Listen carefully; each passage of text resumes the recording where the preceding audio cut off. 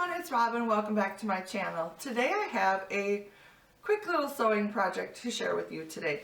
Now I recently found a flat sheet at the thrift store from the Shabby Chic line at Target, and I absolutely love it. It has a white background, it's got blue flowers on it, and it was gorgeous, but the size didn't fit any of the beds in my home. So I'm like, what am I going to do with this sheet? But I couldn't pass it up because it was only like $5, and I loved the pattern. So what I decided to do was make a throw blanket quilt out of it instead. So this is a quilt right here, and I'll give you a close-up later, but basically I made it out of 2 flat sheets and some batting, and it was super quick and easy. Probably took me less than 2 hours, and that was just a lot of, putzing around, not really working on it, just kind of working on it a little bit here and there. So it came together really quickly. I've made many of quilts like this, and I just love it. There's nothing better than a quilt made from sheets, especially vintage sheets. So this one I made reversible.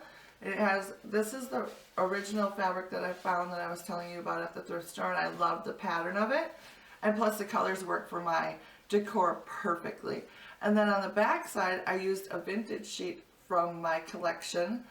And I love that it has got more of a bold color scheme. So now I have a reversible quilt that I can use wherever I want around the house. So I'm really liking this, and it was super quick and easy, and I'll walk you through the steps real quickly on how I put this together. So let's get started.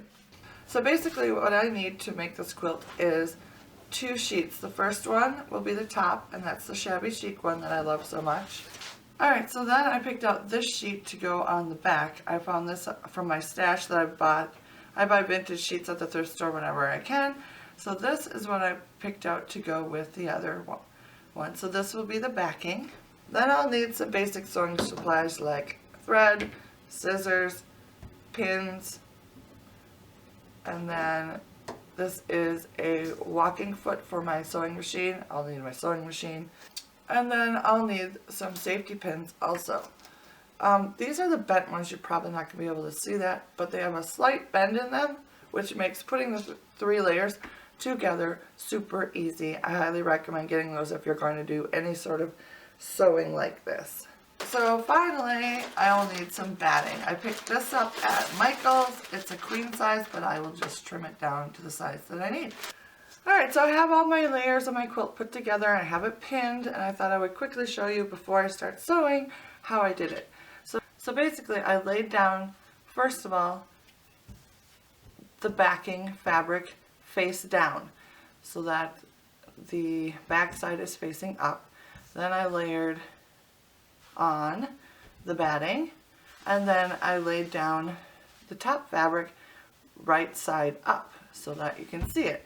Then I pinned everything. I pinned everything together, and then I'm just doing simple lines. So I marked a sewing line every 10 inches, all the length of my quilt. I'm only going widthwise, I'm not going lengthwise. So every 10 inches across the width, I have another line that I'll sew. So I have it all rolled up, and basically what I do is I bring it to my sewing machine, I sew down this first line, and then I roll it up and unroll this side, get to my next line, sew down, and so on and so forth. So that is basically it. If you got it pinned together pretty good, you don't have to worry about the layers moving around at all. So I'm going to get out my sewing machine, and I'm going to get started.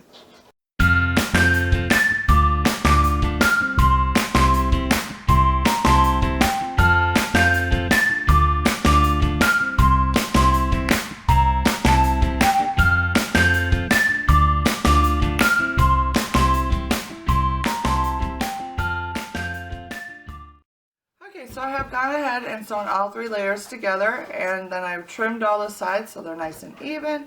Then I got my binding ready, which is just a 3-inch binding folded in half, and I'll place that on here and sew along, and then flip it over to the back side and hand sew the rest on, which is my favorite part. So that is what's next.